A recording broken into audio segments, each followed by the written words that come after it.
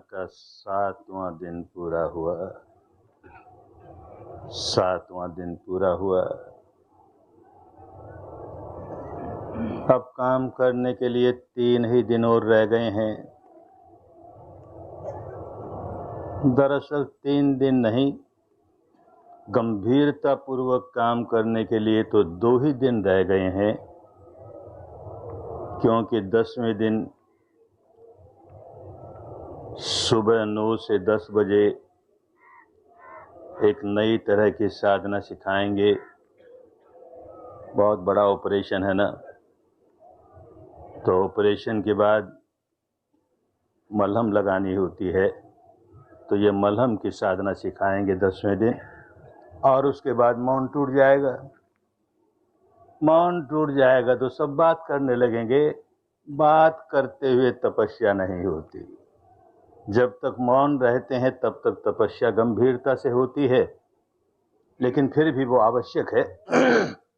तो गंभीरता से काम करने के लिए अब 2 ही दिन बचे हैं। इन 2 दिनों का जितना लाभ उठा सको। समझदारी इसी में है कि एक मौका मिला है, एक अवसर मिला है, और बड़ी हिम्मत करके 10 दिन शामिल हुए हैं, काम भी कर रहे हैं। अब ये 2 दिन का खूब लाभ उठाएं। और लाभ यही है कि तपना होगा, गंभीरता से तपना होगा, निरंतरता से तपना होगा, और जैसे तपना चाहिए। गलत तरीके से तपेंगे तो मेहनत तो खूब करेंगे, पर वो लाभ नहीं आएगा जो आना चाहिए।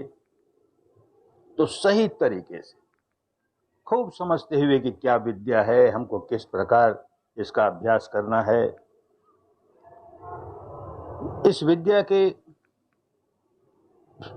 2 पहलू हैं, दोनों बराबर के हैं और दोनों महत्वपूर्ण हैं। जैसे एक पक्षी की 2 पांखें होती हैं, दोनों मजबूत होनी चाहिए। एक कमजोर हो, एक बलवान हो तो उड़ नहीं पाएगा। एक छोटी हो, एक बड़ी हो, उड़ नहीं पाएगा।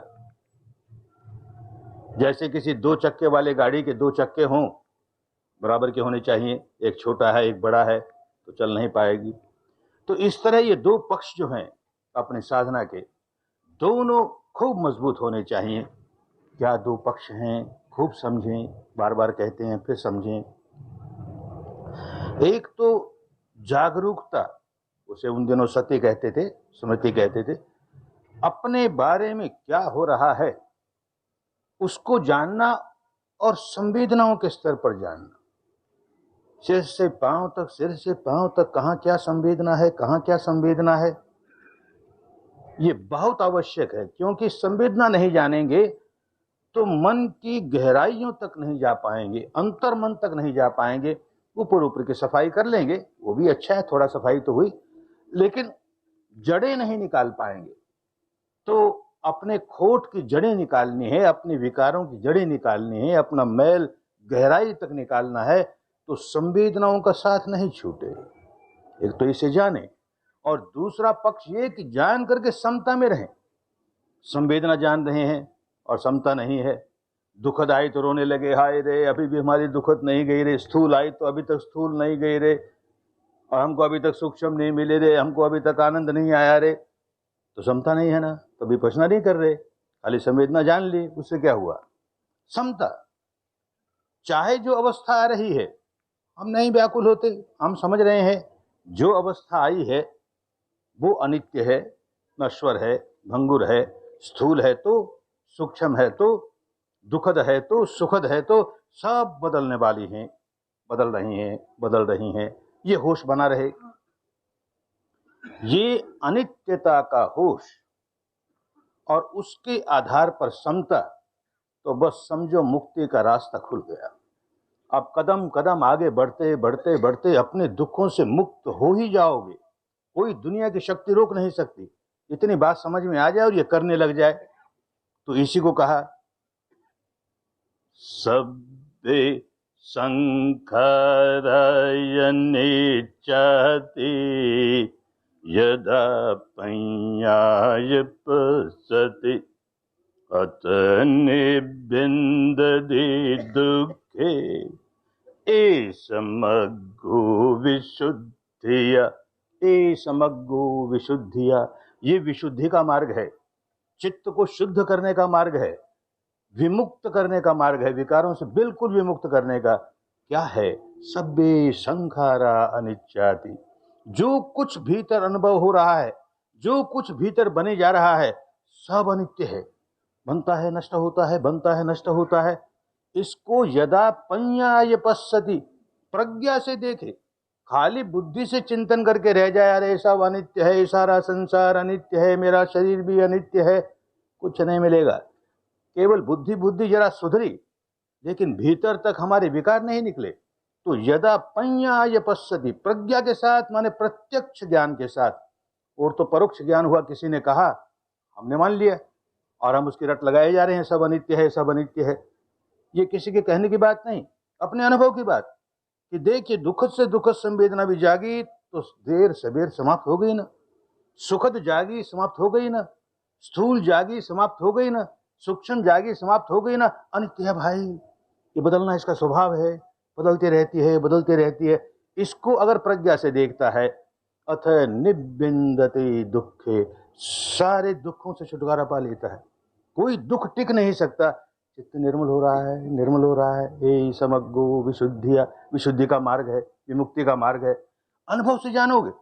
किसी ने कह दिया, भगवान बुद्ध ने कह दिया, कि हमारे गुरु महाराज ने कह दिया, कि हमारे शास्त्रों ने कह दिया, इसलिए हम मानते हैं, तो मान के रह जाओगे। अनुभव से जानो, प्रज्ञा इसी को कहते हैं कि प्रत्यक्ष ज्ञान से जानो, अपने अनुभव से जानो कि भाई ये काम कर रहे हैं, और ये काम करते करते थोड़ा बहुत तो दुख निकला कि नहीं? जरा भी नहीं निकला तो कहीं गलती है, कहीं ना कहीं हम गलत कर रहे हैं, या ये विद्या गलत है।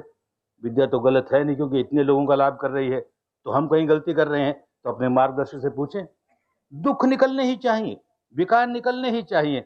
ये बात समझ में आए क्यों निकलते हैं? कि जो हो रहा है वो अनित्य है, ये समझते हुए हम समता में स्थित रहते हैं। अच्छा लगे तो राग नहीं जगाते, बुरा लगे तो द्वेष नहीं जगाते, बस गाड़ी ठीक रास्ते चल रही है। दूसरी बात निरंतरता की। अब क्योंकि 2 ही दिन रह गए हैं, समय बहुत थोड़ा, ये 10 दिन का शिविर भी बहुत छोटा होता है। पुरानी परंपरा जो भारत से गई हुई ब्रह्मदेश में थी, वो आज के 50-60 वर्ष पहले ये 1.5 महीने का शिविर हुआ करता था। 1.5 महीने बिना ये विद्या ठीक से पकड़ में आती नहीं। लेकिन अब आज की भागदौड़ की दुनिया में 1.5 महीने के लिए कौन समय निकाले? 10 दिन के लिए भी लोग कहते हैं हम 10 दिन में कैसे आए, 10 दिन में कैसे आए। तो कम करते करते करते वो 10 पर ले आए। अब इससे कम करे तो कुछ पल्ले नहीं पड़ता। तो समय बहुत थोड़ा है, और हमको ये विद्या खूब सीखनी है। काम तो है जीवन भर का, कौन जाने आगे और 2, 4, 5 जीवन का भी हो, पर काम तो आगे बहुत करना है। अब हम विद्या ही नहीं ठीक से समझेंगे तो काम गलत करेंगे। इसलिए तो अब ये 2 दिन बाकी हैं, निरंतरता है। अब तो रात दिन इसी में लगे रहना है। अब छुट्टी उट्टी का समय नहीं। जो ध्यान का समय है उसमें तो बैठकर आंख बंद करके ध्यान करेंगे ही। छुट्टी के समय भी ध्यान होगा, आंख बंद करके नहीं होगा। छुट्टी के समय जो जो काम करने हैं, चलना है, फिरना है, नहाना है, धोना है, खाना है, पीना है, आराम करना, सब करेंगे, लेकिन सजग रह के करेंगे। जैसे चल रहे हैं तो खूब सजग हैं। ये मेरा पांव उठा और देख ये गिरा, अब दूसरा पांव उठा, आगे ये गिरा, फिर ये पांव उठा। एक एक कदम जो हरकत हो रही है उसकी जानकारी है, उसके साथ साथ संवेदना की जानकारी है। तो यूं चलते फिरते छुट्टी के समय करोगे, तब सारे शरीर में चक्कर लगाने की जरूरत नहीं है। शरीर में कहीं संवेदना मालूम हो जाए तो जिस अंग में हलन चलन हो रही है उसमें संवेदना देखने की कोशिश करो। चल रहे हो तो पांव उठा है, तो पांव में कहीं कोई संवेदना है? कुछ नहीं। तो पांव गिरा है, अब धरती को छुआ है, तो वहां कोई छूने की संवेदना हो रही है? जाके बैठ गए, भोजन में गए, भोजन में बैठे हैं, भोजन खाने लगे तो एक कोर तोड़ा है तो अंगुलियों में कहीं संवेदना है? अब उसको मुंह के पास ले गए, मुंह में ले गए, होठों को छुआ, होठों में कहीं संवेदना है, मसूड़ों में कहीं संवेदना है, चिगल रहे हैं, जीभ पर कहीं संवेदना है, निगल रहे हैं, गले में कहीं संवेदना है। जो जो काम कर रहे हैं, जो जो हरकत हो रही है, उसको खूब सजगता से देखें और संवेदना के साथ देखें। लेटे हैं, आंख खुली है तो, बंद है तो, कहां संवेदना हो रही है? रात को सोना है, लेट गए, जब तक नींद नहीं आई तब तक लेटे लेटे जहां संवेदना जागी। फिर सिर से पांव तक विधिवत चलने की आवश्यकता नहीं, क्रम से चलने की आवश्यकता नहीं। जहां संवेदना जाग गई अनित्य है, यहां जाग गई अनित्य है। यूं रात भर जितनी देर नींद नहीं आए उसको देखते रहे संवेदना को, और नींद आ गई, बड़ी अच्छी बात, रात सोने के लिए होती है, सो गए। कभी कभी किसी किसी को ये भी होता है, सारी रात नींद नहीं आती, आधी सी नींद, आधी सी जाग, आधी सी नींद, आधी सी जाग। कोई चिंता की बात नहीं, संवेदना जान रहा है, और आधी सी नींद है, आधी सी जाग है।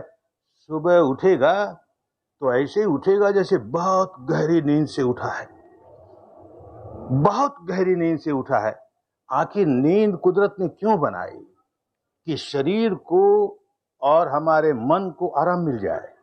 दिन भर बहुत काम करता है तो रात को उसको आराम मिल जाए, तो शरीर को लेटा के रखा। तो अब जब हम कहते हैं कि सारी रात नींद नहीं आए तो यही काम करना है, तो शरीर को लेटा के रखना, बैठ के नहीं करना। कभी बाहर निकल के घूमने लगे, ये भी नहीं करना, बंद है।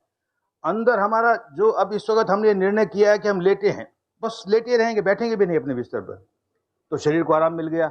मन को इससे बढ़कर आराम नहीं मिलता कि वो जागते हुए भी समता में रहता है, उसमें बेचैनी नहीं होती, समता में है, बहुत आराम मिल गया उसको, दोनों को आराम मिल गया। अगर रात को नींद नहीं आ रही है और इसकी चिंता सिर पे चढ़ा ली, देख रहे आज तो 10 बज गए नींद नहीं आई, आज तो 11 बज गए नींद नहीं आई, तो 12 बज गए, तो 1 बज गए, तो रोगी होके उठोगे फिर दूसरे दिन। चिंता उनता नहीं, बस नींद नहीं आ रही है, हम संवेदना जान रहे हैं, नींद आती है तो जबरदस्ती जागेंगे भी नहीं। सारी दुनिया सोती है, विपश्यना योगी जागता है, लेकिन जबरदस्ती नहीं जागता। नींद आए तो रोकना नहीं उसे, सो जाओ।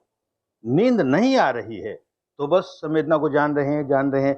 यूं अब 24 घंटे ये 2 दिन का लाभ पूरा उठाएंगे और देखेंगे 2 दिनों में बहुत कुछ प्राप्त कर लिया, बहुत कुछ प्राप्त कर लिया। काम तो खुद ही करना पड़ेगा, काम नहीं करेंगे तो कैसे होगा?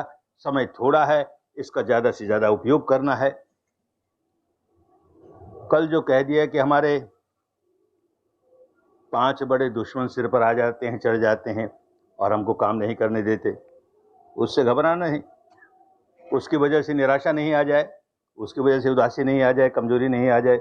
अरे हमारे पास हमने 5 दोस्त भी हैं, 5 मित्र भी हैं।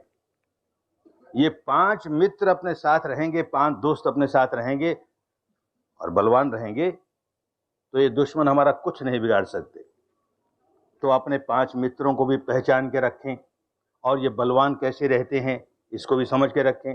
ये पांचों के पांचों मित्र अगर शुद्ध रूप में नहीं रहे तो इनका बल नष्ट हो जाएगा, कमजोर हो जाएंगे। तो कमजोर जब हो जाएंगे तो मित्र होने की जगह हमारे दुश्मन हो जाएंगे। तो इनको समझो कि ये 5 मित्र कौन हैं, इनको शुद्ध कैसे रखा जाए। सबसे पहला मित्र और बड़े महत्व का मित्र श्रद्धा है। कोई धर्म के रास्ते चले और उसके मन में जरा सी भी श्रद्धा नहीं हो, भक्ति नहीं हो, विश्वास नहीं हो, चल ही नहीं पाएगा। तो पहली आवश्यकता है कि श्रद्धा हो, खूब श्रद्धा हो, खूब भक्ति हो, खूब विश्वास हो। पर उसे बलवान रखना है ना, तो उसके साथ साथ समझदारी हो, उसके साथ विवेक हो, ज्ञान हो, होश हो कि भाई श्रद्धा कैसी होती है। कहीं होश खो बैठे और श्रद्धा को अंधश्रद्धा बना लिया तो खतरनाक हो जाएगी। तो यही हमारे लिए पांव की बेड़ियां बन जाएगी, हाथ की हथकड़ियां बन जाएगी, हम आगे बढ़ना बिल्कुल बंद कर देंगे। अंधश्रद्धा नहीं बन जाए, कहीं अंधभक्ति नहीं बन जाए, अंधविश्वास नहीं बन जाए। भक्ति हो, श्रद्धा हो, विश्वास हो। ये जैसे हमारे चरण हैं, जिस आदमी के पास श्रद्धा नहीं है, भक्ति नहीं है, विश्वास नहीं है, वो धर्म के रास्ते चल नहीं सकता। ये हमारी चरण है, कदम है हमारे।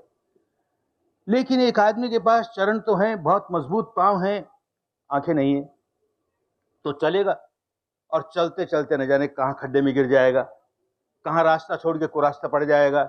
आंख नहीं है ना, आंख बहुत जरूरी है। ये जो हमारा ज्ञान है, विवेक है, बुद्धि है, ये हमारी आंखें हैं, तो ठीक रास्ते चलेंगे। पांव है, श्रद्धा है, आंख है, विवेक है। विवेक भी केवल विवेक रहे और श्रद्धा नहीं है तो सारा रास्ता दिखेगा तो खूब, बहुत अच्छा रास्ता है, देखो कहां तक ले जाता है, मुक्ति अवस्था तक ले जाता है, बहुत अच्छा रास्ता है। चलेगा नहीं, बस केवल बुद्धि विलास करके रह जाएगा। हमारा रास्ता देखो कितना अच्छा, हमारा रास्ता कितना अच्छा, अरे तो चलता नहीं, तब रास्ता तेरे के काम का। तो श्रद्धा हो, विवेक के साथ हो। ये पांचों मित्रों में यही बात लागू होगी कि पांचों मित्रों के साथ विवेक हो, ज्ञान हो, होश हो, तो उसको शुद्ध रखेंगे। श्रद्धा अंधश्रद्धा कैसे बन जाती है, श्रद्धा हमारी दुश्मन कैसे हो जाती है, उसे समझ लेना चाहिए ताकि उससे बचे, अंधश्रद्धा से बचे। किस लिए श्रद्धा होती है? किसी के प्रति श्रद्धा हो, किसी देवी के प्रति हो, देवता के प्रति हो, ईश्वर के प्रति हो, ब्रह्म के प्रति हो, अल्लाह मियाँ के प्रति हो, किसी संत के प्रति हो, किसी महापुरुष के प्रति हो, कोई दोष की बात नहीं। जिसके प्रति श्रद्धा जागी, बड़ी समझदारी के साथ जागनी चाहिए।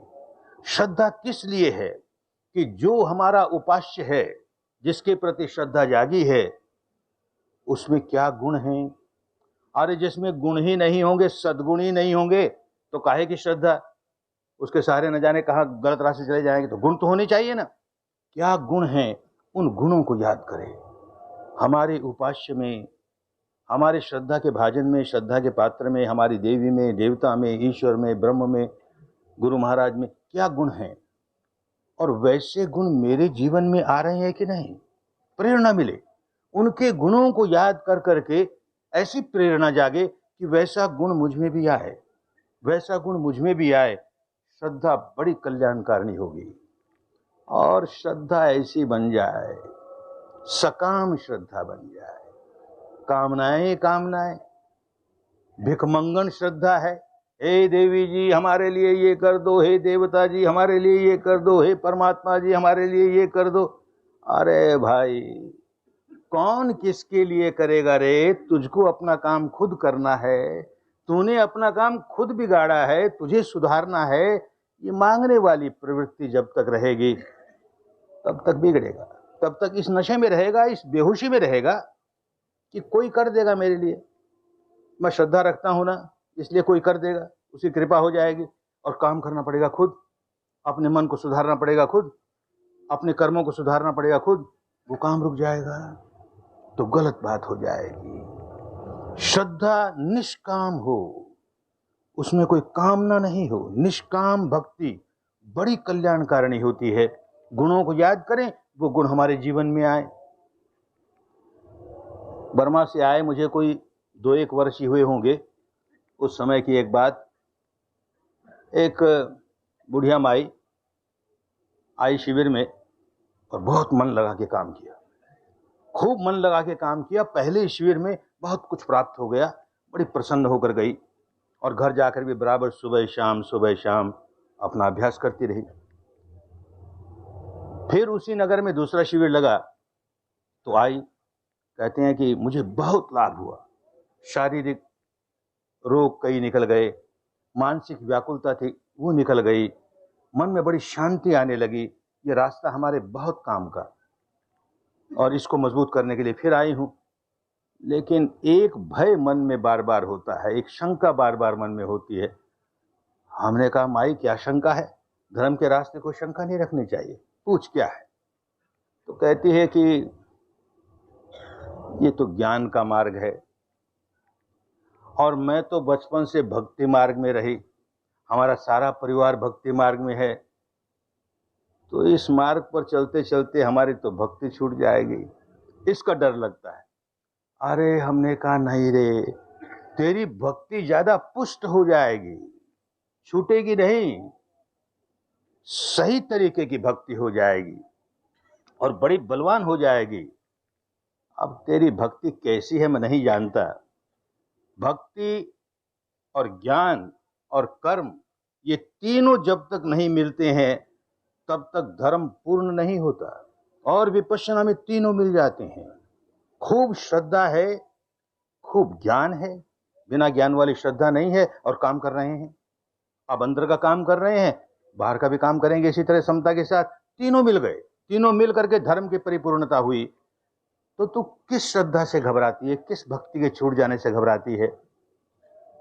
तो पूछ लिया हमने कि तुझे किसी देवी पर, देवता पर श्रद्धा है? तो कहती हैं हमारा कुल देव जो है, कुल देवता पर श्रद्धा है। अच्छी बात।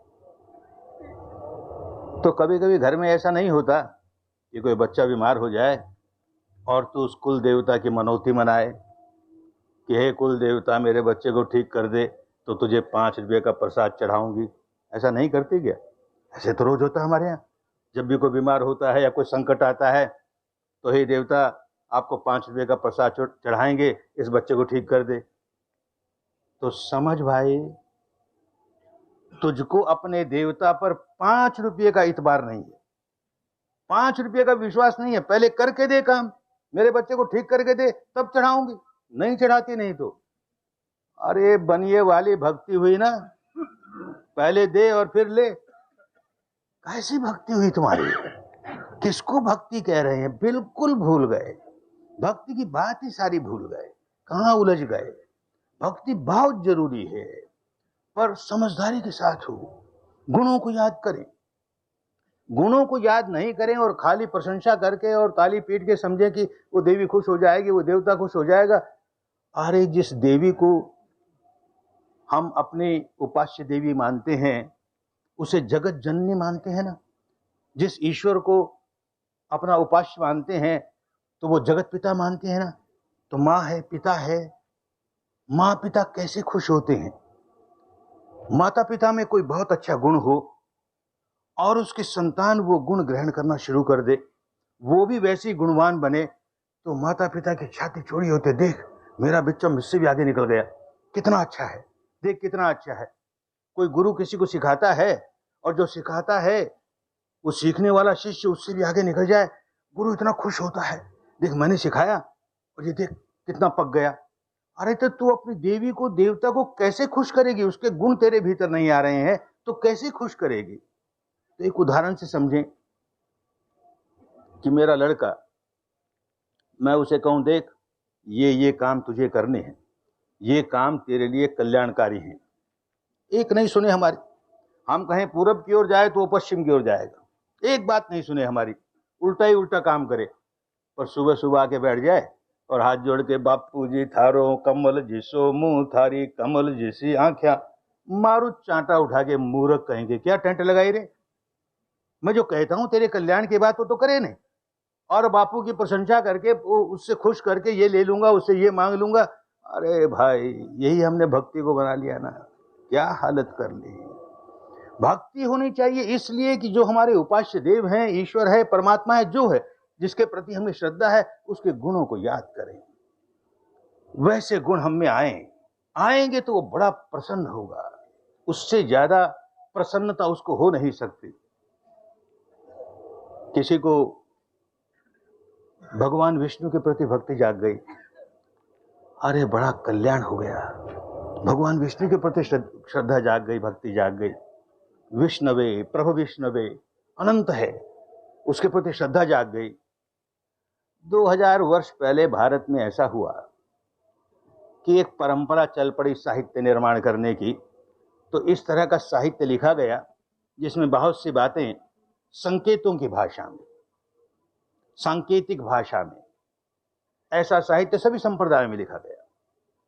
तो अब उस साहित्य के हिसाब से अब विष्णु का एक चित्र हमारे सामने आता है कि वो क्षीर सागर पर सोए हुए हैं। क्या क्षीर सागर होता है? दूध का समुद्र है। जो आदमी दूध के समुद्र में रहता है उसके वैभव का, उसके ऐश्वर्य का क्या ठिकाना। और फिर ऐश्वर्य और ज्यादा बताने के लिए उसका पांव लक्ष्मी माता चापती है, उसका पांव दबा रही है लक्ष्मी। अरे जिसका पांव लक्ष्मी दबाए उसके ऐश्वर्य का, उसके वैभव का क्या ठिकाना। संकेतों की भाषा में बात समझाई गई। जिस किसी के पास ऐश्वर्य आता है, वैभव आता है, धन आता है, पागल हो जाता है, नशा चढ़ जाता है, इतनी ऐंठन आती है, इतना अहंकार आता है, इतना तनाव आता है। और इसे देखो, इतना वैभव है, शांताकारं भुजग शयनं पद्मनाभं, पाठ करते हैं रोज सुबह, शांताकारं। चेहरे पर देखो कितनी शांति है, नशा नहीं आया, इतना धन है, वैभव है, शांति है। भुजग शयनं, सांपों की शैया पर सोया हुआ है। काले नाग, सिर पर नाग मंडरा रहा है, काल मंडरा रहा है, कोई फर्क नहीं पड़ता, भय का नामो निशान नहीं है। शांताकारं, चेहरे पर कितनी शांति है। निर्भय है। क्यों निर्भय है? क्योंकि निर्वैर है, किसी के साथ बैर नहीं उसका। ये गुण हम में आने चाहिए ना, वो गुण याद करें। शांताकारं भुजग शयनं, कैसी शांति है चेहरे पर। और बात आगे चलती है, पद्मनाभं, नाभि से एक कमल निकला, पद्म निकला।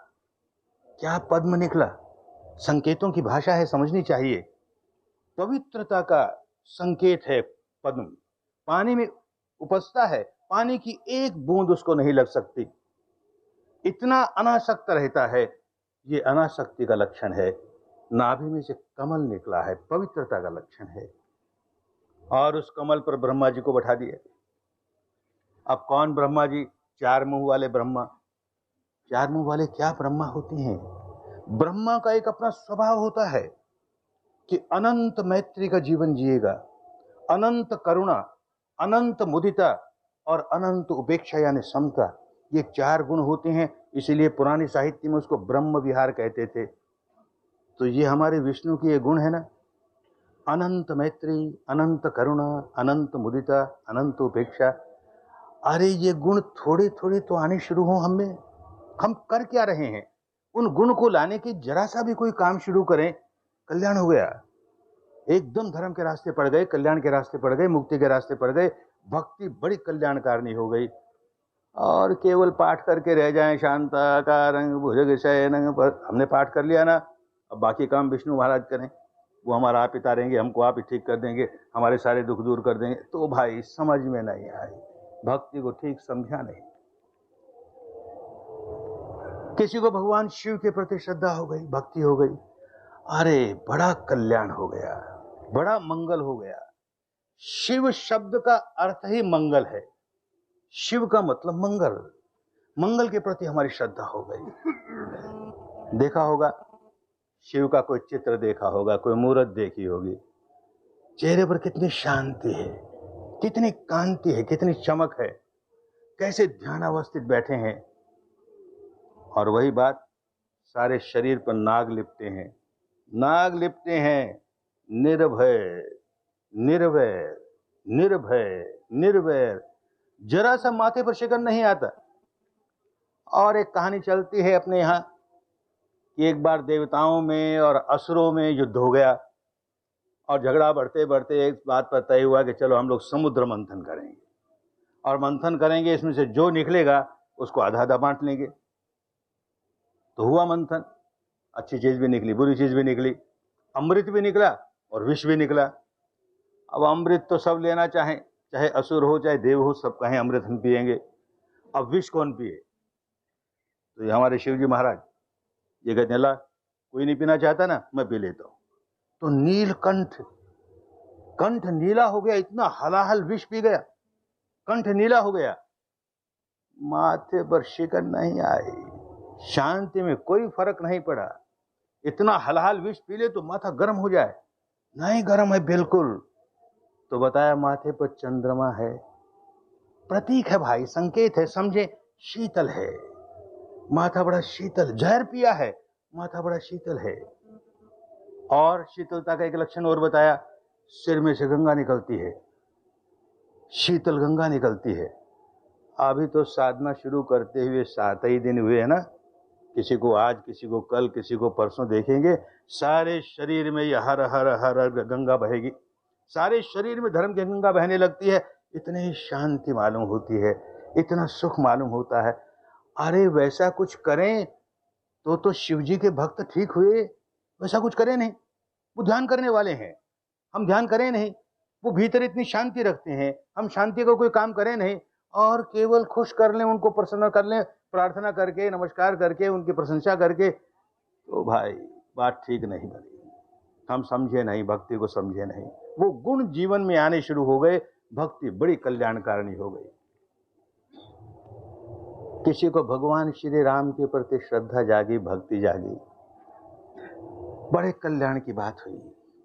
भगवान श्री राम के प्रति श्रद्धा जागी, क्या गुण उसके, गुणों को देखें। अभी उसको राज मिलने वाला है और यकायक बाप ने अपना मन बदल लिया किसी भी कारण से, नहीं तुझे राज नहीं मिलेगा, तुझे वनवास, 14 बरस तक वनवास में रहना पड़ेगा, तेरे छोटे भाई को राज मिलेगा। जरा सी माथे पर शिकन नहीं आई। अरे आज का कोई नेता होता तो सारी प्रजा हमारे साथ है, बाप धरा रहे एक और, राज पर हमारा हक है, हम आंदोलन करेंगे, हम लेके छोड़ेंगे, कौन भरत आया, उसका हक कैसे हुआ।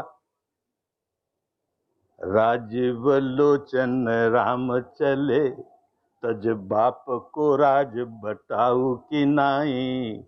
और राजीव लोचन राम चले, तज बाप को राज बटाऊ की नाई। मेरा राज नहीं है, बाप का राज है, वो चाहे जिसको दे, तो बटाऊ की तरह चले गए। जैसे घर में कोई मेहमान आया था, कुछ दिन रहा, हमारा तो है नहीं भाई, छोड़ के चले गए।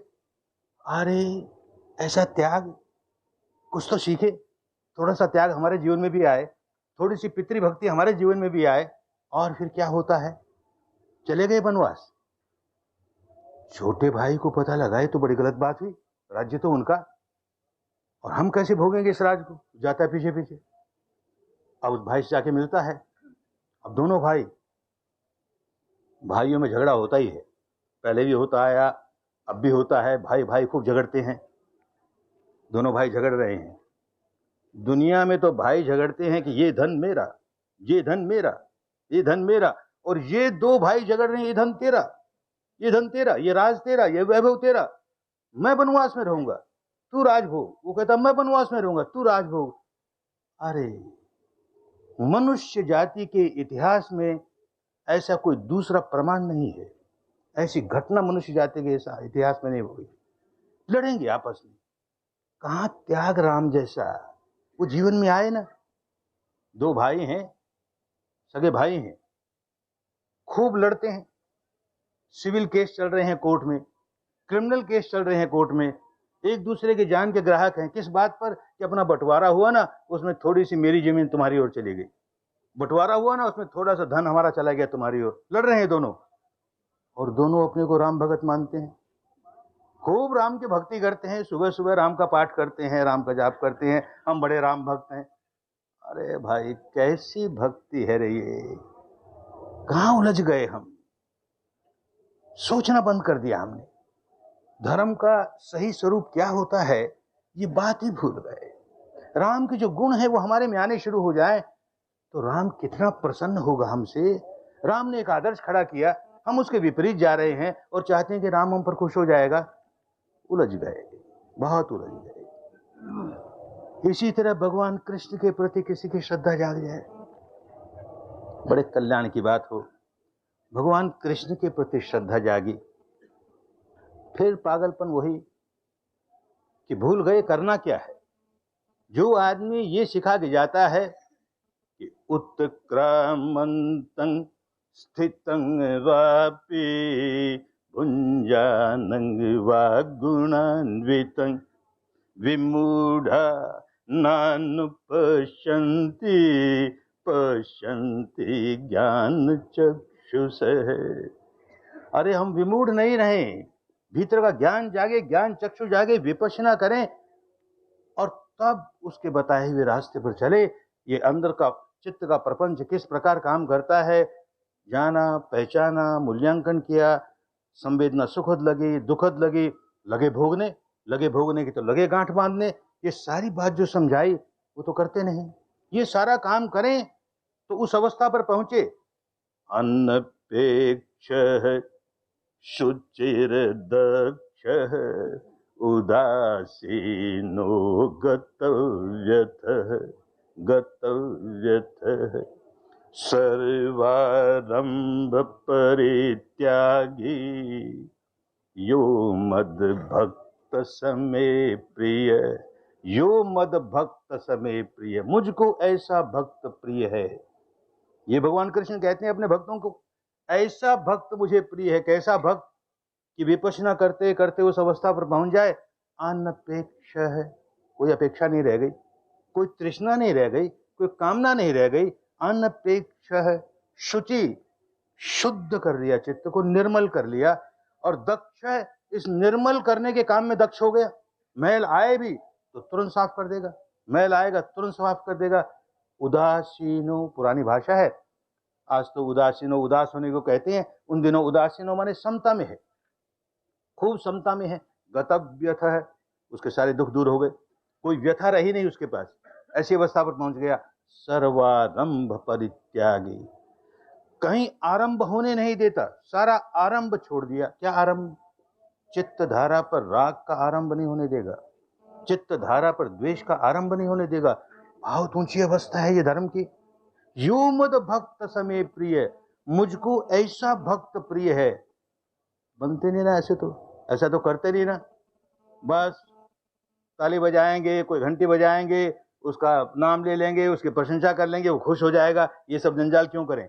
वो कहता है मुझको ऐसा भक्त प्रिय है, हम कहते हैं हमको ऐसा भगवान प्रिय नहीं। हमको तो ऐसा भगवान प्रिय है कि हम जो मांगे दे दे, फिर हम चाहे जो कुछ करें, छूट हो गए हमें। हम समझे नहीं भाई, धर्म को समझे नहीं। भगवान महावीर के प्रति श्रद्धा जागी, बड़ा कल्याण हुआ, भगवान महावीर के प्रति श्रद्धा जागी। लेकिन फिर वही बात, उनके गुणों को तो भूल गए, उनके गुणों को धारण करना तो भूल गए। फिर सकाम भक्ति, कुछ मांग करते हैं, कुछ मिल जाए। किसी आदमी ने एक बहुत बढ़िया भगवान महावीर के संगमरमर की मूर्ति बनाई, एक बहुत कीमती बड़ा मंदिर बनाया, संगमरमर का मूर्ति स्थापित की। फिर हाथ जोड़ के कहता है, हे महावीर स्वामी, इतना तो कर दिया आपके लिए, अब जो 10 करोड़ वाली इंडस्ट्री बैठाई है ना, वो चल जाए तो सोने का छत्र चढ़ा दूंगा। अरे घूस देना चाहता है भगवान महावीर, घूस देकर अपना काम कराएगा।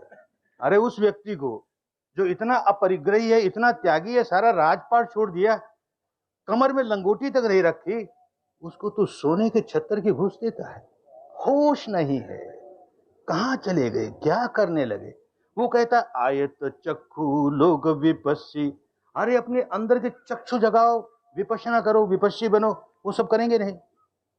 वो अपरिग्रह का इतना बड़ा नमूना देता हमारे सामने, हम अपरिग्रह बनेंगे नहीं, वीतराग बनेंगे नहीं, वो सब काम नहीं करेंगे। बस हमारी मंशा पूरी हो जाए, आप किसी तरह से हमारी मंशा पूरी कर दे। भाई उलझ गए ना, और क्या उलझन होता है, धर्म के नाम पर बहुत उलझ गए। किसी को ईसा मसीह के प्रति श्रद्धा हुई, बड़े काम की बात हुई, बड़े कल्याण की बात हुई।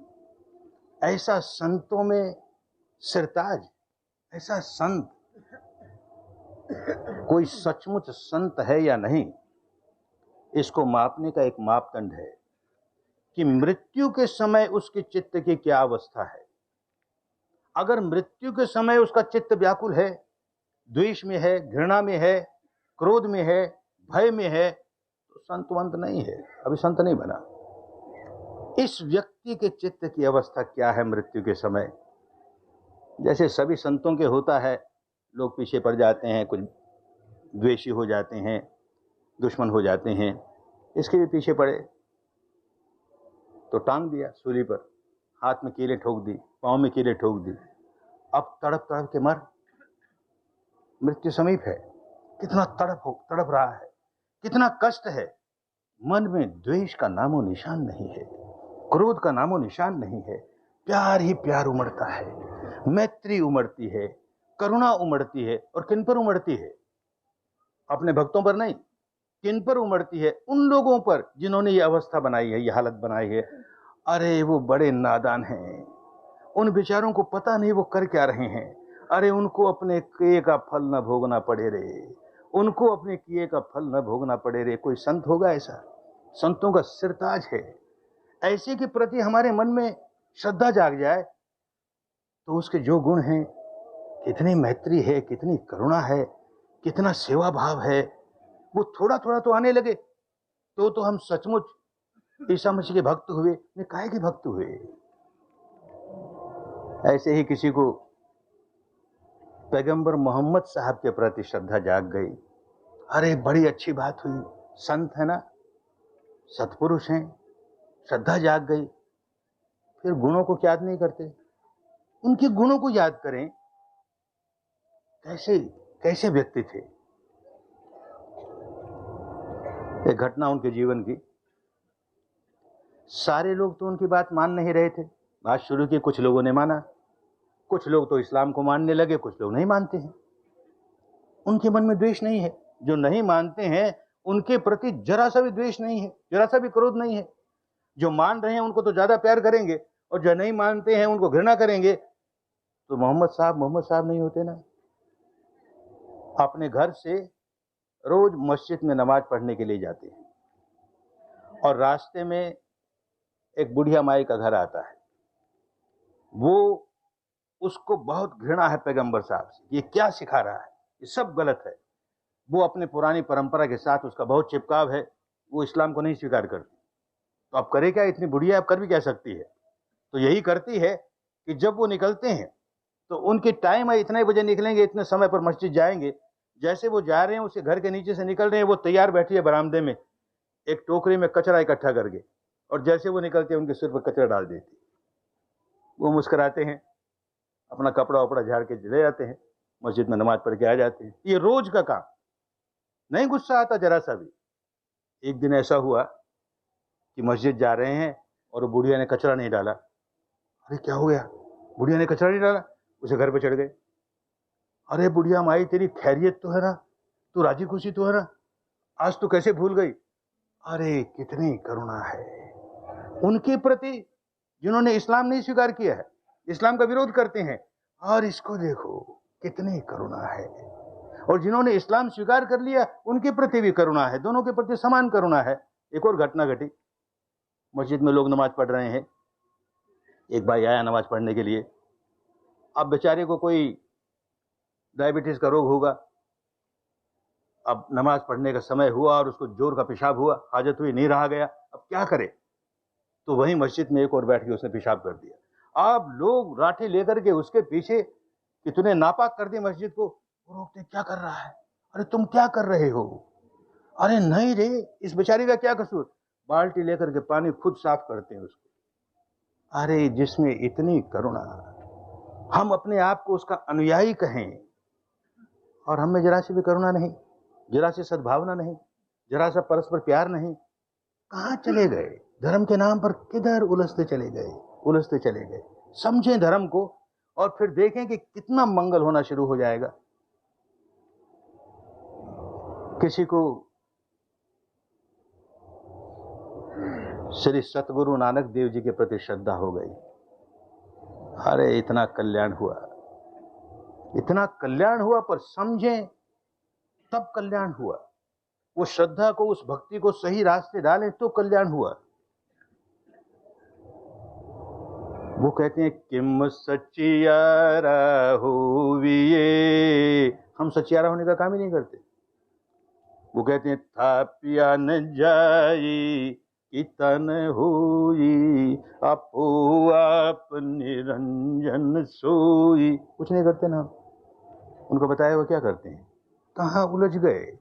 अरे उनको गुणों को याद करें। संतों में संत शिरोमणि, कोई सामान्य संत नहीं, अनेक जन्मों से संत होते आए। कोई एक जन्म में संत नहीं बन जाता, अनेक जन्मों से संत बनते आए। इस जन्म में छोटी अवस्था में ही संत हैं। बाप ने भेज दिया खेत पर कि देख चिड़िया खेत न खा जाए भाई, तो ये लाठी ये पत्थर रख और जो चिड़िया आए तो उसको उड़ा, मार उसको। चले गए। अब बैठे हैं खेत पर, चिड़िया आती है खेत खाने के लिए। अरे प्यार उमड़ता है, करुणा उमड़ती है उन चिड़ियों पर। हर जी की चिड़िया, ओ हर जी का खेत, ओ खा मेरी चिड़िया भर भर पेट। ये नानक है, संत है, मैत्री है, करुणा है। कहते हैं कि उस खेत में ज्यादा उपज हुई। ये चमत्कार की बात नहीं, समझना चाहिए, कुदरत का कानून है। एक व्यक्ति के भीतर से धर्म की तरंगें निकलेंगी, मैत्री की तरंगें निकलेंगी, करुणा की तरंगें निकलेंगी, आसपास का सारा वातावरण धर्म से भर जाएगा। और धर्म से भर जाएगा तो सारी बातें अच्छी होंगी, अपने आप उपज ज्यादा होगी। वो अवस्था आनी चाहिए ना, चित्त में करुणा जागनी चाहिए। कितनी करुणा, कितना समय अपना देश में ही धर्म नहीं सिखाते रहे, प्रदेशों में गए, और उन दिनों चलना फिरना यात्रा करनी कितनी कठिन। आज तो बड़ा आसान हो गया। कहां कहां गए, किधर किधर गए, धर्म सिखाने के लिए, लोगों का कल्याण करने के लिए, बदले में कुछ लेने का नहीं है। एक और बहुत बड़ा काम किया उन्होंने, बहुत बड़ा काम किया कबीर जी ने और नानक जी ने मिलकर के, बहुत बड़ा काम किया। 2500 वर्ष पहले के भारत में बड़ी अच्छी परंपरा थी एक, कि जो घर बार छोड़ के सन्यासी होते हैं वो तो धर्म सिखाएंगे ही, अपना भी कल्याण करेंगे, लोगों की सेवा करेंगे, नहीं तो वो समाज से अन्न खाते हैं, उसका बदला कैसे चुकाए, उनका काम है ये। लेकिन उस समय एक परंपरा थी कि गृहस्थ भी संत हो सकता है, और गृहस्थ संत हो करके सेवा कर सकता है धर्म में लोगों की। ये परंपरा इन्होंने शुरू की। घर छोड़ सकते थे, सन्यासी हो सकते थे, उनको कोई घर से राग नहीं था, आसक्ति नहीं थी, पर ये आदर्श स्थापित करना था कि गृहस्थ में भी कोई संत हो सकता है। ये गृही संत ऐसे होते हैं, गृही संत हैं तो लोगों पर भार नहीं पड़ेगा। एक बार ऐसा हुआ कि कहीं सन्यासियों का कोई स्थान था, बहुत सन्यासी थे, तो गए वहां, तो ये जानने के लिए कोई स्थान हो तो हम भी कुछ दिन यहाँ रहें। अब वो सन्यासी अपनी समझ से एक प्याला दूध का भर करके लबालब उनको भेज दिया। उन्होंने उसमें एक फूल की पाखड़ी रख दी, वापस भेज दिया। क्या था ये? उन्होंने कहा हमारे पास जगह नहीं है, देखो ये प्याला बिल्कुल भरा हुआ है।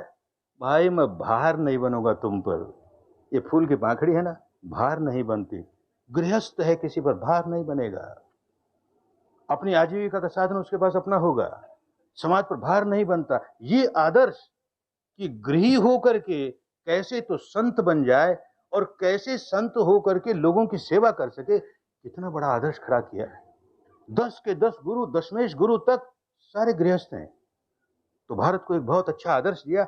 हम नहीं कहते कि सन्यासी नहीं होना चाहिए, सन्यासी हो अपनी जगह, घर बार छोड़ करके सन्यासी होते हैं तो उनका त्याग है, हम उनको नमस्कार करते हैं, उनको अच्छा मानते हैं, लेकिन गृहस्थ भी तो होने चाहिए ना। गृहस्थ नहीं सुधरेंगे तो समाज कैसे सुधरेगा? सन्यासी अच्छे गृहस्थों में से तो निकलेंगे। गृहस्थ सारे गए गुजरे हों, कोई शील सदाचार नहीं हो, धर्म को जाने ही नहीं, और हम समझें कि उनमें से कोई अच्छे सन्यासी निकल आएंगे और हमको सुधार देंगे, नहीं होता भाई। गृहस्थों को सुधरना होता है। कितना बड़ा आदर्श दिया। तो इन सारे महापुरुषों के जो जो संत हुए, जो जो महापुरुष हुए, हम उनको ईश्वर कहें, परमात्मा कहें, चाहे जिस नाम से पुकारें, उनके गुणों को याद करें, क्या गुण हैं उनके, और उन गुणों को याद करके वैसे गुण हम में आ रहे हैं कि नहीं, आ रहे हैं कि नहीं, इसके लिए सजग रहें, कोशिश करें वो गुण हम में आए। ऐसे ही किसी को बुद्ध के प्रति श्रद्धा जाग गई, कल्याण की बात हुई, बुद्ध के प्रति श्रद्धा जाग गई, पर नहीं होश होता है तो क्या करते हैं, फिर श्रद्धा को बिगाड़ लेते हैं। सुबह सुबह उठ के पाठ करेगा, बुद्धं शरणं गच्छामि, बुद्धं शरणं गच्छामि, बुद्धं शरणं, 3 बार पाठ कर लिया ना मैंने, बुद्धं शरणं गच्छामि, हम बुद्ध की शरण गए, अब दिन भर हमको छूट मिल गई, ओपन जनरल लाइसेंस है, अब चाहे सो करो, चाहे जितना दुराचार करो, शील सदाचार तोड़ो, कुछ भी करो, आखिर हम तुम्हारी शरण क्यों गए भाई, तुम आप ही तार दोगे हमें, तो पागलपन हो गया ना। अरे क्या बुद्धं शरणं गच्छामि, किसी को गौतम शरणं गच्छामि नहीं कहने दिया, बुद्धं शरणं गच्छामि। अरे गौतम का क्या, बिना बोधि बिना गौतम का क्या, बोधि आई तो बुद्ध बना, तो शरण बोधि की है, वैसी बोधि हम में भी जागे। हम क्या कर रहे हैं अपनी बोधि जगाने के लिए? कुछ नहीं कर रहे, तो काहे की शरण? क्या शरण ले रहे हैं हम? ये बात ही भूल गए तो गलत रास्ते पड़ गए ना।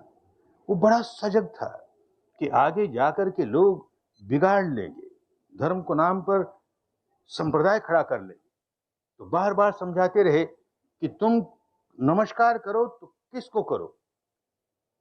तो बताया, नमो तस् भगवतो अरहतो सम्मा संबुद्धस्य। नमस्कार उसको कि जो अरहंत हो गया, जो सम्यक संबुद्ध हो गया। अब कोई हो गया, गौतम हो चाहे कोई और हो, जो भी इस अवस्था पर पहुंच गया उसको मैं नमस्कार कर रहा हूं। तो संप्रदाय में नहीं बंधेगा, किसी बाड़े में नहीं बंधेगा। मैं गुणों का ग्राहक हूं और गुणों को ग्रहण करके उस रास्ते चलने वाला हूं।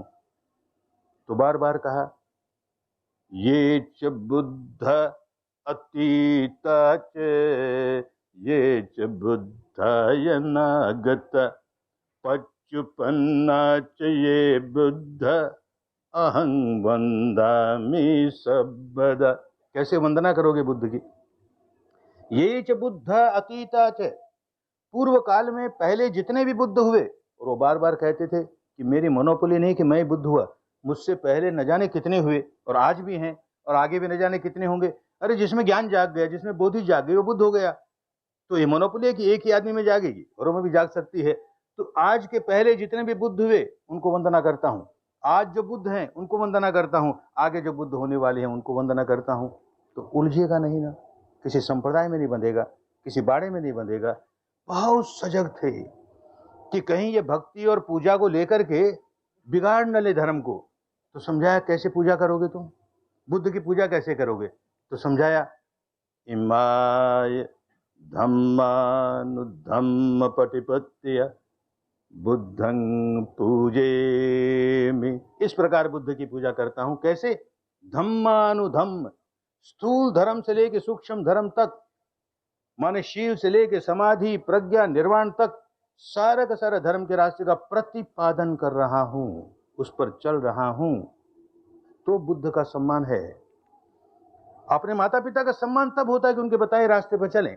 अपने गुरु का सम्मान तब होता है कि उसके बताए रास्ते पर चलें। वो चले नहीं और सम्मान कर रहे हैं, फूल चढ़ा दिया, दीप जला दिया और कुछ आरती उतार ली और समझे कि बस वो खुश हो गए ना, हमारा काम बन गया। तो भाई, धूप जलाने में, दीप जलाने में कोई दोष नहीं, मूर्ति बनाने में कोई दोष नहीं, लेकिन वो सारा कुछ गुणों को याद करने के लिए। और वैसे गुण हम में आ रहे हैं कि नहीं आ रहे, आ रहे कि नहीं आ रहे। तो बुद्ध के प्रति श्रद्धा जागी तो बुद्ध के गुण सामने आए। क्या गुण है? इत्पिसु भगवा अरहं सम्मा संबुद्ध विद्याचरण संपन्न सुगतो लोकविदु अनुत्तरो पुरुषदम्म सारथि सत्ता देव मनुष्यानं बुद्धो भगवाति। बुद्ध होगा तो ये गुण उसमें होंगे ही, कोई हो जाए बुद्ध, जो होगा इतिपिसो भगवा, वो भगवान हो जाएगा। 25 वर्ष में भाषा बदल जाती है, शब्दों के अर्थ बदल जाते हैं। आज तो भगवान का अर्थ ऐसे हो गया जैसे ईश्वर है, परमात्मा है। उन दिनों भगवान का क्या अर्थ था? उन दिनों की का साहित्य पढ़ने से मालूम होता है, भग्ग रागो भग्ग दोषो भग्ग मोहो ते भगवा। जिसका सारा राग भग्न हो गया, जिसका सारा द्वेष भग्न हो गया, जिसका सारा मोह भग्न हो गया, वो भगवान हो गया। वो मुक्ति के ऐश्वर्य का जीवन जीता है, वो भगवान है। तो याद करें कि ऐसा कोई व्यक्ति हुआ कि जिसने सारा राग नष्ट कर लिया, अपना द्वेष नष्ट कर लिया, मोह नष्ट कर लिया, मुक्त हो गया। हम भी थोड़ा थोड़ा तो अपना राग दूर करें, थोड़ा थोड़ा द्वेष दूर करें, थोड़ा थोड़ा तो मोह दूर करें, तब तो उसके भक्त हैं। उसके प्रति श्रद्धा बड़ी काम की हुई, अन्यथा श्रद्धा के नाम पर धोखे में आ गए। तो बहुत सजग रहकर काम करना है, भक्ति हमारी कहीं दूषित ना हो जाए, बिल्कुल दूषित ना हो। अरहं, क्या अरहं? अरि कहते हैं दुश्मन को, हंत माने हनन कर लिया।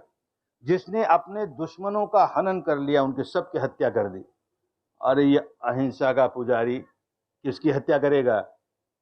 कौन दुश्मन है हमारे? बाहर का एक व्यक्ति हमारा दुश्मन नहीं है, सारे दुश्मन हमारे भीतर हैं। ये जितने विकार हैं ये हमारे दुश्मन हैं। कितना दुख दे रहे हैं हमें, कितना कष्ट दे रहे हैं, इन दुश्मनों का हनन किया, इनकी हत्या की, इनको खत्म किया, तो अरहंत बना, मुक्त बना, सम्मा संबुद्धो, सम्यक रूप से संबुद्ध हो गया।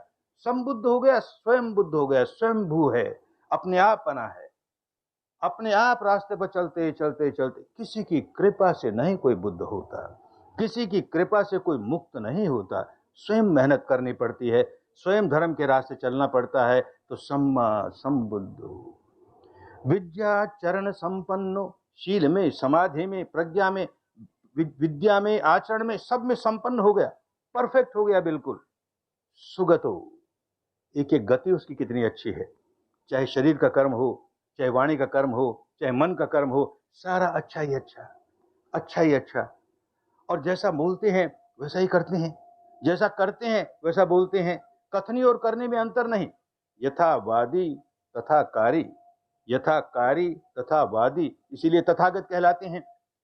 कथनी और करने में कोई भेद नहीं, नहीं तो उपदेश खूब ऊंचे ऊंचे देंगे, अपने जीवन में उतर नहीं रहा। ऐसा नहीं होता। जो बुद्ध बनेगा तो उसकी कथनी और करनी एक जैसी होगी। जो उपदेश देगा वो अपने जीवन में उतारेगा तो ही उपदेश देगा। लोक विदु, सारे लोग को जान गया। इस अवस्था पर पहुंचा हुआ व्यक्ति सर्वज्ञ हो जाता है, उसके लिए कुछ अनजाना नहीं रहता। और लोग क्या है, अपने 3.5 हाथ की काया के भीतर सारे लोग समाये हुए। इसी में नरक लोग, इसी में पशु लोग, इसी में मनुष्य लोग, इसी में देव लोग, इसी में ब्रह्म लोग। ये साधना करते करते करते सबका अनुभव होगा, सारे लोगों का अनुभव भीतर होगा, और फिर जानकारी सारी बाहर की भी हो जाएगी। तो लोक विदु। और जो लोग गलत रास्ते पड़ गए उन सबको अनुत्तरो पुरुषदम सारथी, जैसे कोई ऐसा सारथी हो जो अपने बिगड़ेल घोड़ों को सही रास्ते पर ले आए। तो इस तरह लोग बिगड़ गए, उनको धर्म की सही बात भूल गए, धर्म को बिगाड़ लिया, धर्म के नाम पर कर्मकांड चलने लगे, धर्म के नाम पर दार्शनिक मान्यता चल पड़ी। तो धर्म के रास्ते लोगों को लगाने के लिए एक सारथी का काम किया। जैसे बिगड़े हुए घोड़ों को ठीक रास्ते चला दे, ऐसे बिगड़े हुए लोगों को ठीक रास्ते चलाने का काम किया। और यही करते रहे, बड़े प्यार से करते रहे, बड़ी करुणा से करते रहे। सत्ता देव मनुष्यानंद, शास्ता थे, माने शिक्षक थे, धर्म सिखाने वाले थे। बड़े प्यार से 35 वर्ष की अवस्था में ये व्यक्ति बुद्ध बनता है और 80 वर्ष की अवस्था में शरीर छोड़ता है। ये 45 वर्ष सारा समय लोक सेवा ही लोक सेवा, लोक सेवा ही लोक सेवा। अरे अपना कल्याण हो गया, मुक्त हो गया, अब बात नया जन्म आने वाला नहीं है, मुझे क्या जरूरत है, दुनिया अपने अपने कर्मों के मारे दुख पा रही है, हम कहीं हिमालय में जाकर के अपनी तपस्या करें, शांति से रहें। नहीं, सारा जीवन लोक कल्याण, सारा जीवन लोक कल्याण। रात को मुश्किल से कोई आधे पहर लेटते थे शरीर को आराम देने के लिए, बाकी सारा समय लोक सेवा, लोक सेवा। कितनी करुणा। उन्होंने ये घोषणा की अपनी मृत्यु के परिनिर्वाण के 3 महीने पहले, कहते हैं कि 3 महीने पूरे होने पर जो वैशाख पूर्णिमा आएगी, उस वैशाख पूर्णिमा के समाप्त होने पर मैं शरीर छोड़ूंगा। तो चलते चलते कुशीनगर के बाहर, नगर के बाहर किसी पेड़ के नीचे, आज पूर्णिमा की रात है, वो लेटे हैं। उनका सहायक आनंद उनकी सेवा पर है। सुबह होते होते ये अपना प्राण छोड़ेंगे। यकायक उसके मन में आता है कि ये कुशीनगर में उनके इतने भक्त हैं, इतने अनुयायी हैं, इनको जब ये पता लगेगा कि भगवान हमारे नगर के इतने समीप आकर के इन्होंने प्राण छोड़ा, और ये आनंद, इसने हमको सूचना तक नहीं दी। ये सूचना दे देता तो हम जाकर के अंतिम नमस्कार कर लेते, उनका दर्शन कर लेते, उनसे कुछ सीख लेते, या कुछ उनसे प्राप्त मैत्री प्राप्त कर लेते, करुणा प्राप्त कर लेते। तो इसने सोचा कि मेरा धर्म है लोगों को खबर करूं। जाकर के नगर में बोलिया कि भगवान बहुत बीमार हैं और कल सुबह होते होते उनके प्राण छूटेंगे। तो लोगों की भीड़ आनी शुरू हुई, भीड़ पर भीड़ आ रही है। तो वो सबको कहता है कि बारी बारी से जाके नमस्कार करो और चले जाओ, नमस्कार करो और चले जाओ। इतनी बड़ी भीड़ कैसे संभाले। अब थोड़ा सा समय भी बाकी है, 5-10 मिनट में सूर्य उगेगा और ये अपना प्राण छोड़ेंगे। अब उस भीड़ में एक आदमी जो आगे है वो हिलता नहीं। वो कहता मैं केवल नमस्कार करने नहीं आया। अरे जैसा हमारा शरीर वैसा उनका शरीर, उसको नमस्कार करके क्या करेंगे। मैं तो उनके पास धर्म सीखने आया, इतनी बड़ी विद्या उस आदमी के पास है, और वो चला जाएगा, तुम लोग पता नहीं वैसे सिखा पाओगे नहीं सिखा पाओगे, मुझे उनसे सीखनी है। अरे अभी उनका शरीर छोड़ने का समय, उनको कष्ट मत दो भाई, ये कोई समय नहीं है धर्म सीखने का। तुझको नमस्कार करना है तो कर, न कर तो दूसरों को जगह दे, बाकियों को आने दे। वो नहीं माने। ये जो उनकी बातचीत हो रही थी भगवान के कान में पड़ी।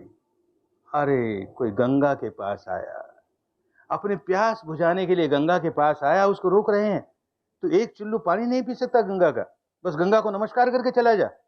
तो गंगा में बाढ़ आती है, करुणा की बाढ़ आती है। अरे आनंद मत रोक रे इसे, ये बेचारा बहुत दुखियारा है रे, आने दे मेरे पास, मैं इसे धर्म सिखाऊंगा।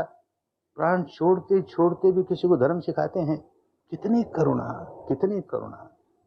बदले में कुछ पाने के लिए नहीं कि मेरे नाम का एक संप्रदाय चल जाए और फिर लोग अपने को बौद्ध कहने लगे और फिर ऐसा मंदिर बनने लगे और ऐसे लोग हमको पूजने लगे। अरे ऐसा होता तो बुद्ध नहीं होता। लोक कल्याण, कैसे लोगों का भला हो, कैसे लोगों को सही रास्ता मिल जाए, कैसे मुक्ति का रास्ता मिल जाए, इस करुणा के साथ सारा जीवन काम किया। हम अपने आप को बुद्ध का भगत कहें और जरा सी करुणा हम में नहीं, जरा सी लोक सेवा की भावना नहीं हम में।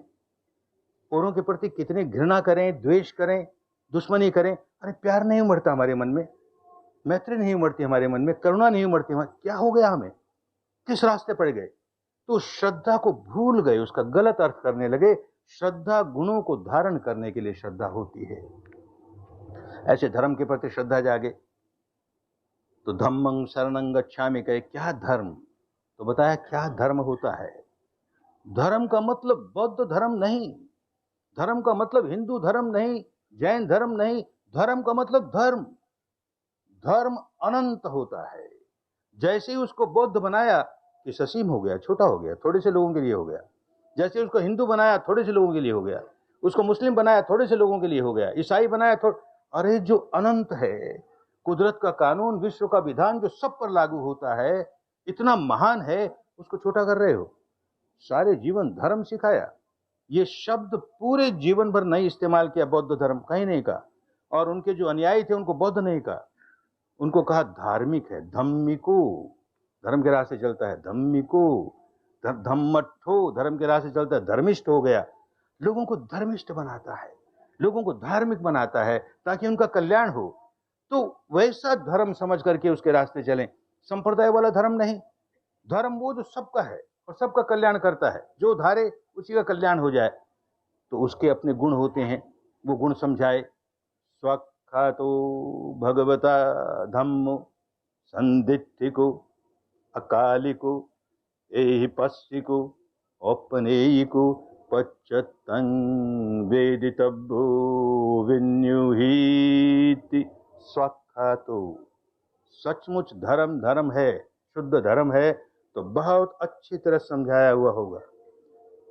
खूब अच्छी तरह नहीं समझाया, ऐसी पहेलियां हैं जो कोई कोई समझ सके। अरे कोई कोई समझ सके, ऐसी कोई दार्शनिक पहेली है, लोगों के क्या काम आई, लोग धारण कैसे करेंगे? तो बड़ी सरल सरल भाषा में, बड़ी सरल सरल शब्दों में धर्म समझाए तो समझो धर्म है। तो स्वख्यातो भगवता धम्मो, और संदिट्ठिको, धर्म है तो किम सचिया राहो विये, आदि सच जुगादि सच है भी सच, नानक होसी भी सच। सच के साथ संदृष्टिक, वो सच जो हमारी अनुभूति पे उतर रहा है, वो सच जो किसी और की अनुभूति पे उतरा, हमारे लिए सच कहाँ हुआ? हम तो उसकी कल्पना ही करेंगे ना। वो ऐसा कहता है, हम ध्यान में बैठे उसकी कल्पना करेंगे। संदिट्ठिको, संदृष्टिक, हमारी अनुभूति पर उतर रहा है।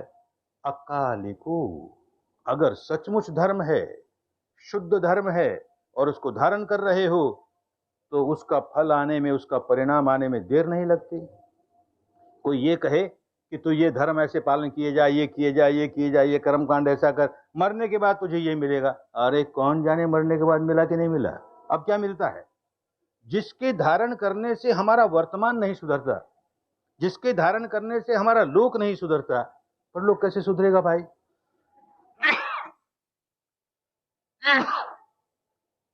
धर्म के नाम पर गलत रास्ते पड़ गए ना। अब भी फल आना चाहिए। अकालिको, और धर्म का एक गुण है एहि पश्चिको, आओ देखो, आओ तुम भी करके देखो। लोग विपश्यना करने आते हैं, चौथा पांचवा दिन भी नहीं होता कि अंदर अंदर विचार चलने लगते हैं, अरे ये तो बहुत अच्छा है, इसे तो मेरी माँ भी करे रे, इसको मेरा बाप भी करे, मेरा भाई करे, मेरा पति करे, मेरा पत्नी करे, मेरा बेटा करे। फिर होश आता, अरे हमको तो सांस देखना है, हमको संवेदना देखनी है, किस विचार में पड़ गए। थोड़ी देर होती है, फिर याद आता है, वो करे तो बहुत अच्छा, वो बहुत दुखी है। रहा नहीं जाता अंदर से यही पश्चिम को, क्योंकि उसका कल्याण हो रहा है ना, अपना कल्याण हो रहा है तो रहा नहीं जाता, औरों का भी कल्याण हो, औरों का भी कल्याण हो। 10 दिन पूरे होते हैं तब तो खूब मन करता है कि अरे ऐसी विद्या औरों को मिले, सबको मिले, मैं इसमें कैसे सहायक हो जाऊं, मैं धर्म सेवक बन जाऊं और कोई शिविर लगे उसमें सेवा करूं तो मेरा तो कल्याण हुआ, औरों का भी कल्याण हो। ये भाव आने लगता है, ए ही पश्चिम को और औपनेयी को। धर्म है तो हमको कदम कदम मुक्ति की ओर ले जाएगा, ऐसा राजमार्ग है जो अंतिम लक्ष्य तक पहुंचाएगा। ऐसी कोई अंधी गली नहीं है कि वापस लौटना पड़े। एक एक कदम और हर कदम हमको मुक्ति के नजदीक ले जा रहा है। आदि में कल्याणकारी, मध्य में कल्याणकारी, अंत में कल्याणकारी। केवल शील का ही पालन कर ले, कल्याण होना शुरू हो गया। समाधि का अभ्यास करने लगा, कल्याण और होने लगा। अरे प्रज्ञा जगा ली तो कल्याण का ठिकाना नहीं, और कहीं निर्वाण मिल गया तो सारे के सारे कल्याण मिल गए। हर कदम कल्याण ही कल्याण, कल्याण ही कल्याण। तो औपनेयिको पच्चत्तं वेदितव्यो विन्यूहीति।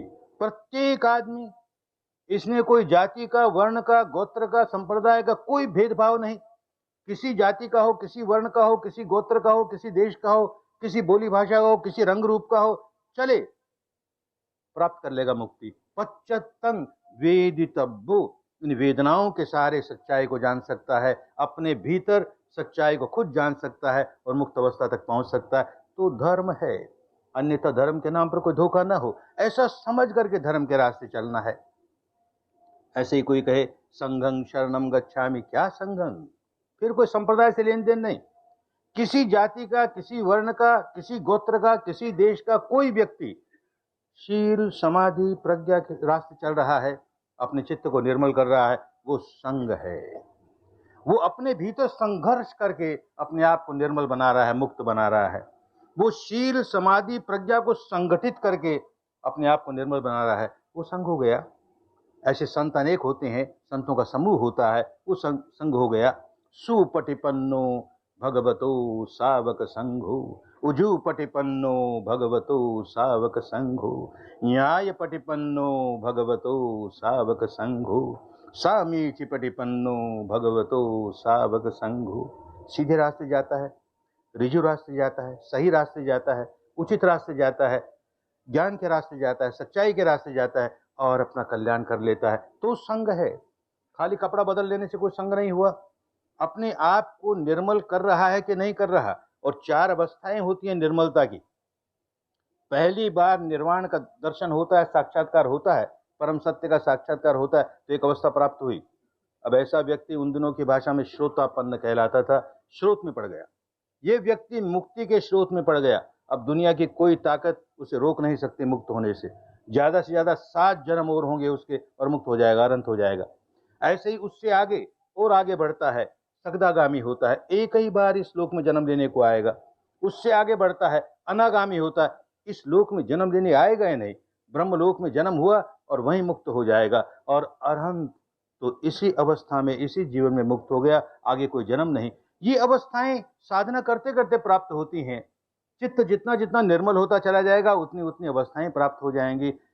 तब सही माने में हमारी श्रद्धा, हम भी उनको देख करके, जो लोग इस रास्ते चल रहे हैं उनका कल्याण हो रहा है, हमारे मन में भी श्रद्धा जागी, हम भी इस प्रकार चले, तो श्रद्धा बड़ी बलवती होगी, बड़ी कल्याणकारिणी होगी। ये हमारा पहला मित्र है।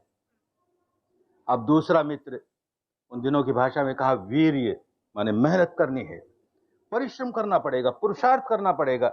कोई दूसरा हमें तार दे, ये बात मन से निकाल देनी होगी।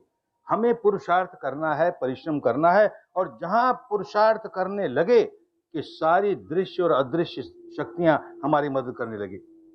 हिम्मते मर्दा मददे खुदा, जैसे हिम्मत करके चलने लगे, सारी शक्तियां हमारी मदद करेगी। God helps those who help themselves. जहां हमने अपना काम शुरू किया, आगे जाके समझ जाएंगे कि ये भी अपने आप में एक नेचर का लॉ है, किस प्रकार से हमको मदद मिलती है। जैसे जैसे आगे बढ़ेंगे खूब समझ में आएगा, खूब मदद मिलेगी। चलना तो खुद ही पड़ेगा, खुद चलना पड़ेगा, तो बड़ी मेहनत करनी पड़ेगी। अब मेहनत जो कर रहे हैं उसके साथ भी विवेक होना चाहिए, ज्ञान होना चाहिए, होश होना चाहिए। गलत तरीके से तो मेहनत नहीं कर रहे। एक कहानी चलती है अपने यहाँ।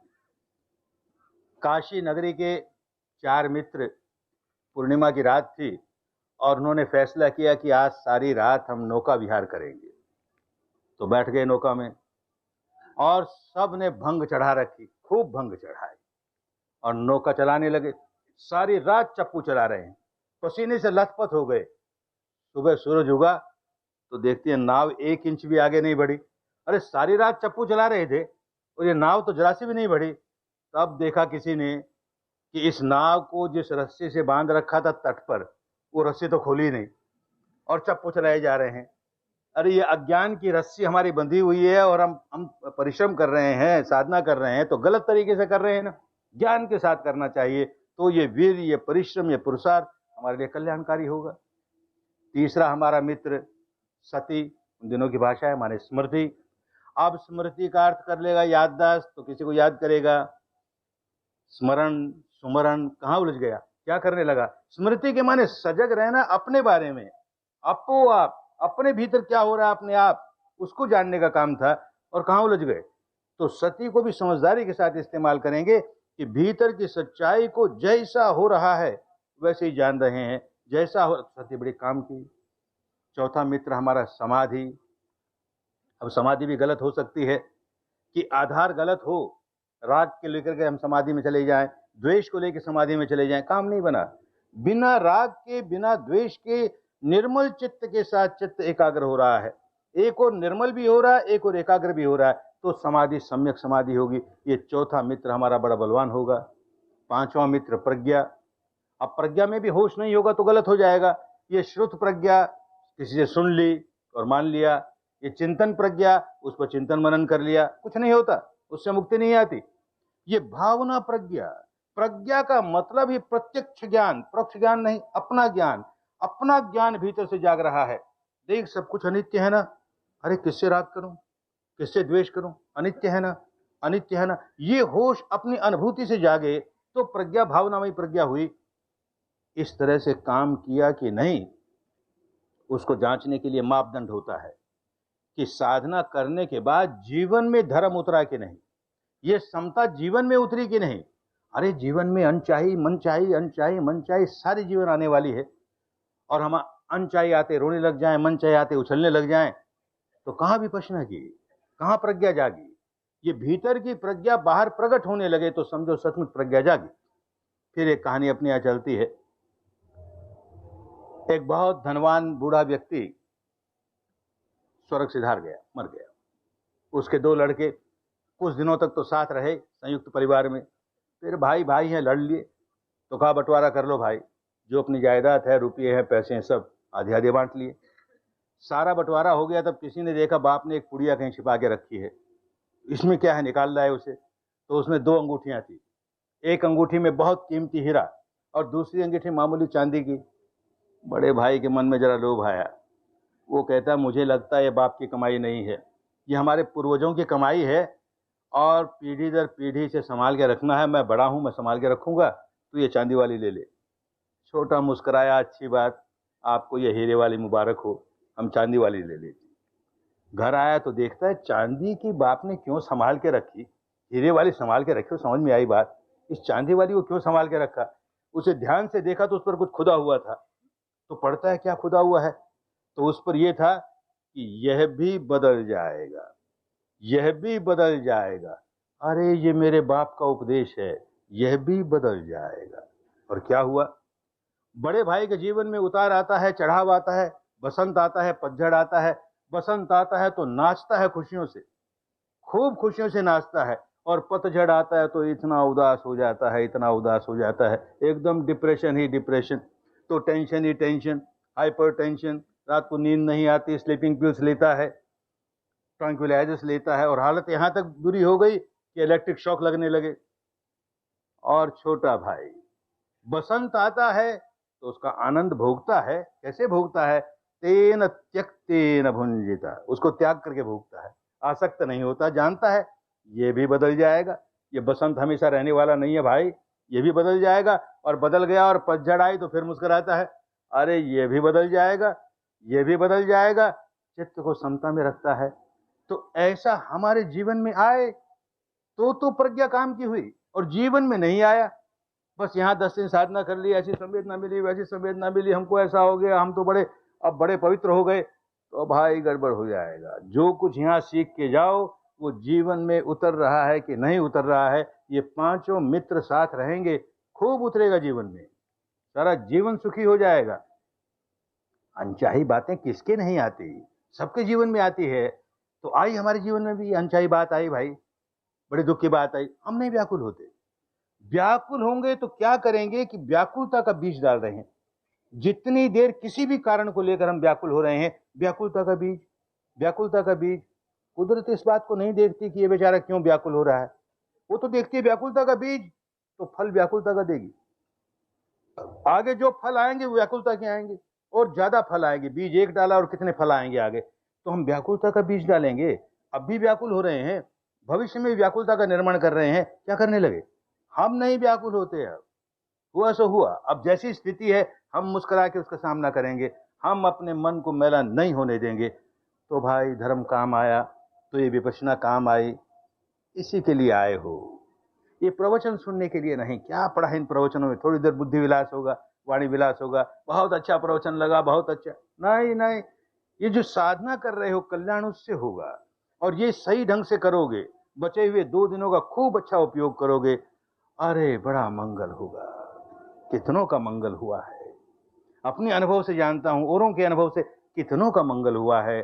जो जो आए हैं सबका मंगल हो, सबका कल्याण हो, सबके दुखड़े दूर हों, सबके बंधन दूर हों, सबकी स्वस्थ मुक्ति हो।